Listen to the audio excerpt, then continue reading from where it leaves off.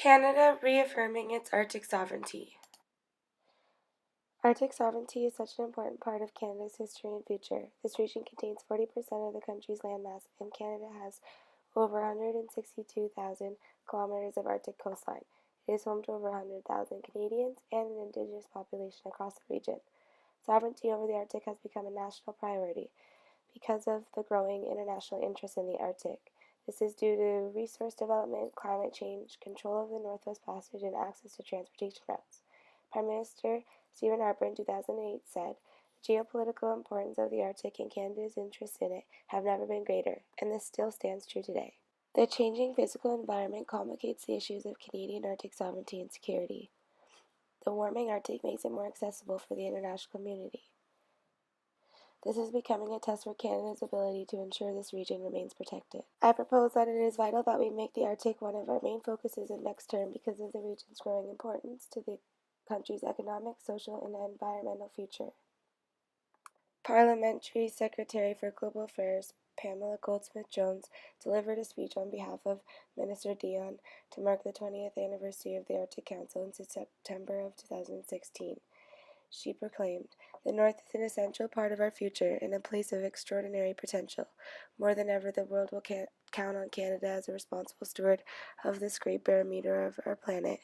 Northern resources, exploited responsibly, offer huge potential for increased economic development. But if these resources are exploited irresponsibly, it will become a disaster for not only us, but for all of humanity."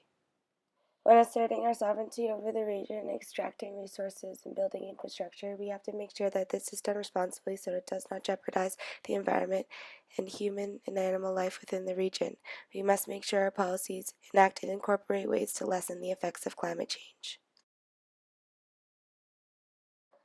Prime Minister Trudeau highlighted in November of 2015, "No relationship is more important to me and to Canada than one with the Indigenous peoples. It is time for a renewed nation-to-nation relationship with the Indigenous peoples based on recognitions of rights, respect, cooperation, and partnership."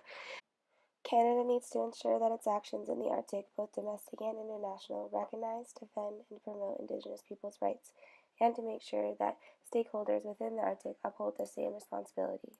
With regards to economics, northern Canada and the Arctic contains a vast amount of natural resources and growing industries in tourism, with the potential for further exploration.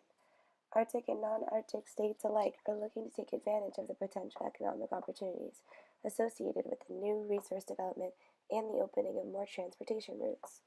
Russia, the US, Denmark, and Norway, and now even China, are all trying to assert their jurisdiction over parts of the Arctic, as shrinking polar ice creates new opportunities for exploration.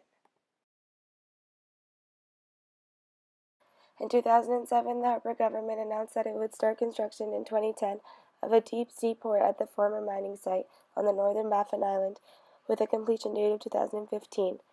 It is still not open for operations today, 12 years after it being announced. We have the plans in position, but we don't act on them. It is time we leave worn-out practices in the past and begin to develop a new approach to these challenges that will take advantage of the North's existing and emerging strengths and assets. When focusing on Arctic sovereignty, there are many factors that we can discuss as a class, some of which include economic, climate change, security, Indigenous rights, international law, U.S. and Canada relations, alliances between Canada and other interested states in the Arctic, and diplomacy.